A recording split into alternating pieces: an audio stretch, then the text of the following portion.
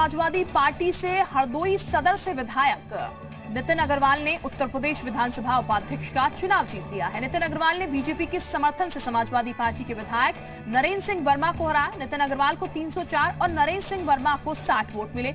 इस चुनाव में क्रॉस वोटिंग भी देखने को मिली।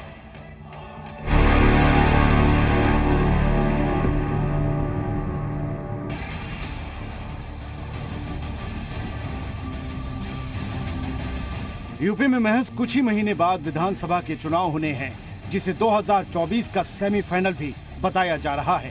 विधानसभा चुनाव से कुछ दिन पहले आज 2022 के विधानसभा चुनाव के नतीजों की झलक देखने को मिली, जिसे राजनीतिक विशेषज्ञ लिटमस टेस्ट के रूप में भी देख रहे थे।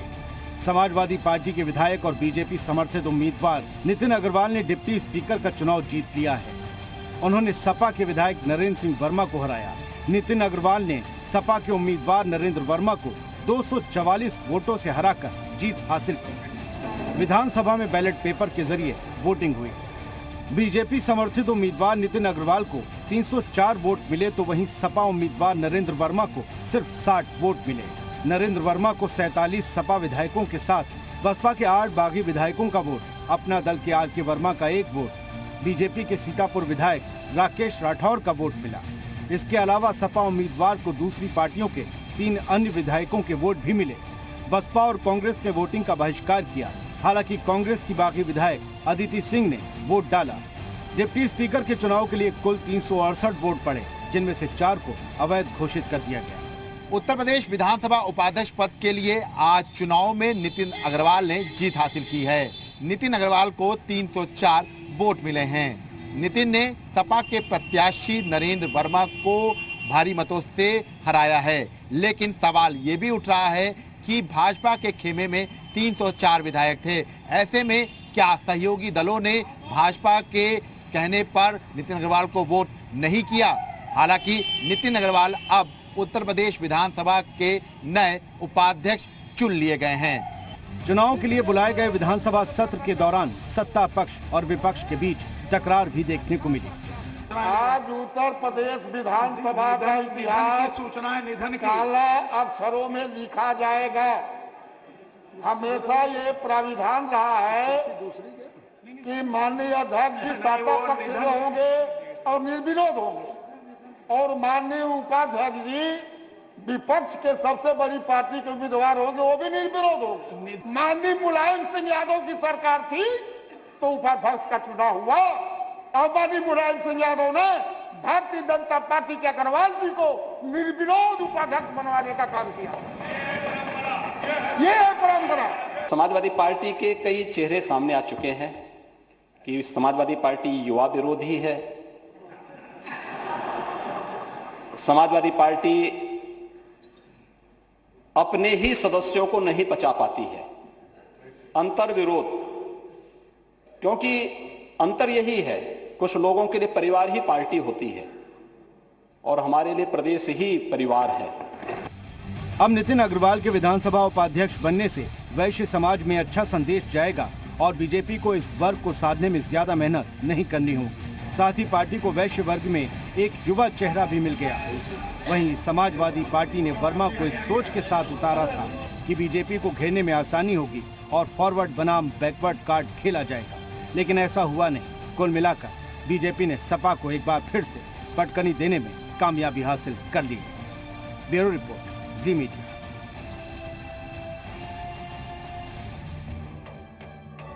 डिप्टी स्पीकर का चुनाव तो हो गया और बीजेपी के समर्थन से नितिन अग्रवाल डिप्टी स्पीकर भी चुन लिए गए, लेकिन डिप्टी स्पीकर पद का चुनाव बेहद रोचक रहा। बीजेपी और सपा चुनाव में आमने सामने रहे। चुनाव के लिए विधानसभा का विशेष सत्र भी बुलाया गया। चुनाव से पहले बीजेपी ने जो दांव खेला उसमें वो कामयाब रही, लेकिन चुनाव से पहले इसको लेकर जमकर सियासत भी हुई।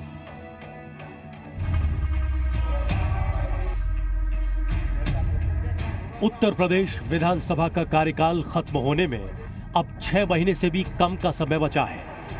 बावजूद इसके यूपी विधानसभा का विशेष सत्र बुलाया गया ताकि सदन नए डिप्टी स्पीकर का चुनाव कर सके। बीजेपी के समर्थित उम्मीदवार के तौर पर नरेश अग्रवाल के बेटे नितिन अग्रवाल ने इस पद के लिए नामांकन दाखिल किया था। यूपी विधानसभा चुनाव अगले साल फरवरी मार्च में हो सकते हैं। ऐसे में बीजेपी का ये कदम वैश्य समाज को लुभाने का सियासी संकेत भी माना जा रहा है।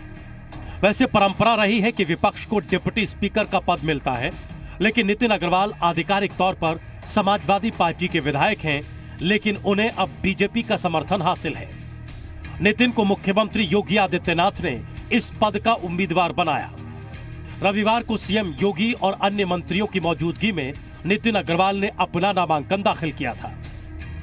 सबसे बड़े जो विपक्षी दल होता है उसी के लिए वह रिजर्व किया गया था। जब वो कैंडिडेट नहीं दे पाया, एक कैंडिडेट आए हैं जो सबसे बड़े विपक्षी दल से थे, तो उन्हीं को प्रत्याशी बनाया गया है। नितिन अग्रवाल को कैंडिडेट बनाया गया है और वह उनके कैंडिडेट के रूप में यहाँ पर आए हैं। उनका समर्थन करने के लिए हम लोग आए हैं, भाई संसदीय परंपराओं का सम्मान करने के लिए। बीजेपी ने जहां हरदोई से सपा के बागी विधायक नितिन अग्रवाल को आगे किया, तो सपा ने डिप्टी स्पीकर पद पर नरेंद्र वर्मा को उतारकर लड़ाई को दिलचस्प बना दिया था। इसलिए डिप्टी स्पीकर पद के लिए वोटिंग की नौबत आई।